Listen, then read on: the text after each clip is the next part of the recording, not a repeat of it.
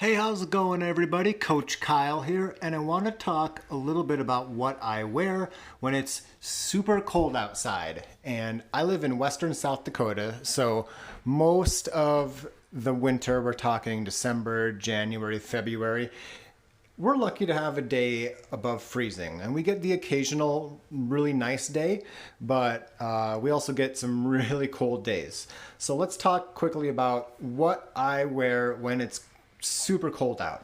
First off, trail shoes. Trail shoes are a nice option for running in snow, slush, on ice, because they're just a little more cushioned than your typical road shoe.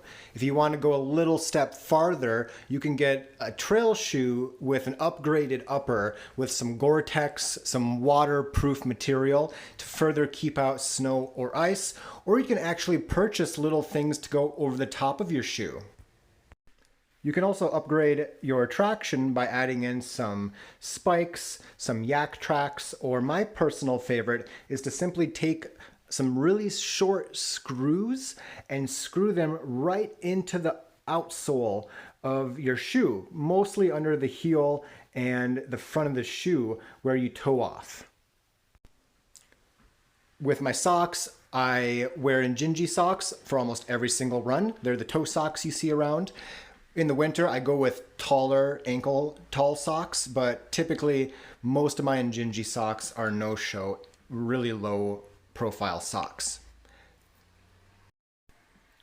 When it comes to my legs, I am a big fan of tights. Tights keep the cold air off your skin better than pants do. So tights are almost always going to be a little warmer than pants. I don't really have any big brand or type preferences. The pair in this photograph here, I think I got at Plato's Closet, a fairly nice, upscale secondhand store for like $10.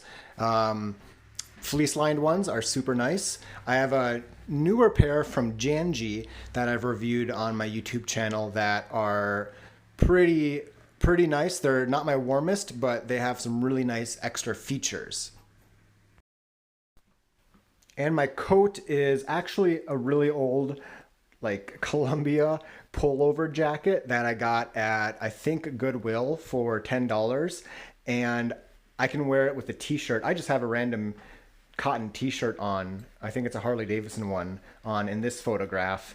And this jacket is absurdly warm, where it can be 0 degrees Fahrenheit and I can have a t-shirt under it and be totally comfortable. So one of my favorite tips is to get a few pairs of gear, especially a jacket that is just absurdly warm, so you have no excuses.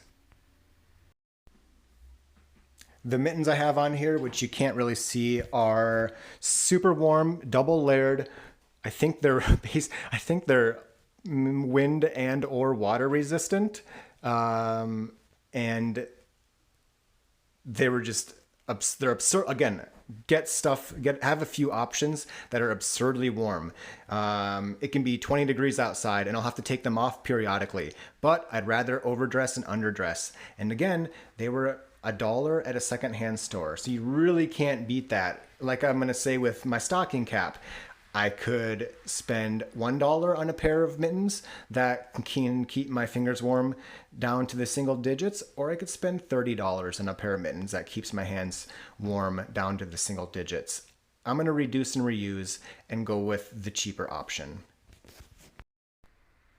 And then I've got a buff on, which is basically a tube, kind of like it's a neck warmer. It's a scarf option. And I don't always need it, but when it's in the 30s or lower, I usually just throw one on. And if I don't need it, it's not something that's going to heat me up too much. But especially if it's windy out, I'm definitely going to be glad I had it to cover my face.